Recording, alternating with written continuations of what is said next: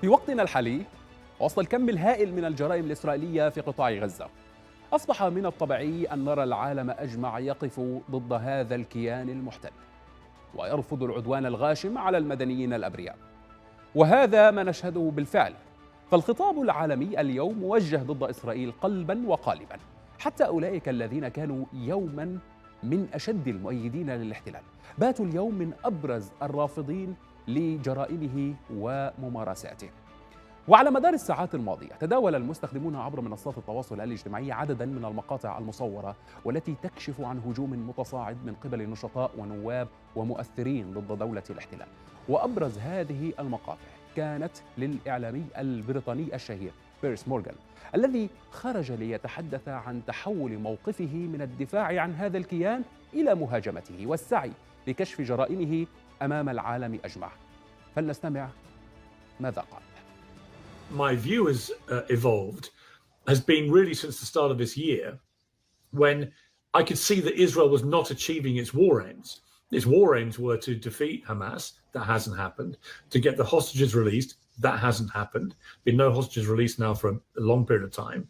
They then moved into a nearly 3-month blockade, which to me is a criminal starvation of a populace, which should never have been allowed to happen. The bombardment has been utterly relentless all over Gaza. They've obliterated 70% of Gaza. I think is completely disproportionate to what happened to Israel on October the 7th. Now, you've got at least 60,000 people have been killed, including reportedly over 20,000 children. This is unconscionable numbers of civilians. Obviously, a number of those are Hamas. I accept that. We don't know the exact number, but you've got to assume that at least 40,000 plus civilians have been killed.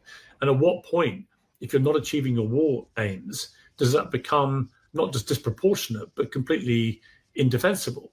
And I think we're rapidly reaching that point, particularly in the context of the way that people like Smotrich and Ben-Gvir, these hard-right hardliners on the Israeli government cabinet, the way they've been talking now quite brazenly and openly about ethnic cleansing. You know, as far as they're concerned, this is a great opportunity to get all the Palestinians out of Gaza, to kick a load of them out of the West Bank, to take control, to create a series of emirates and so on, and to get really what I suspect those guys in particular have had this dream harboring for a long time, which is an opportunity out of the tragedy of October the 7th to actually displace and ethnically cleanse the Palestinians.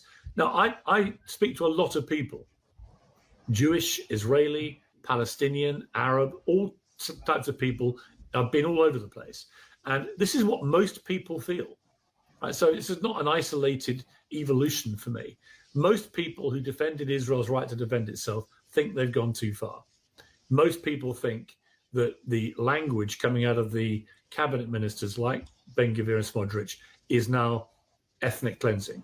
And at some point, the world has to understand what they're saying, understand they probably mean it, and what do we then do about that?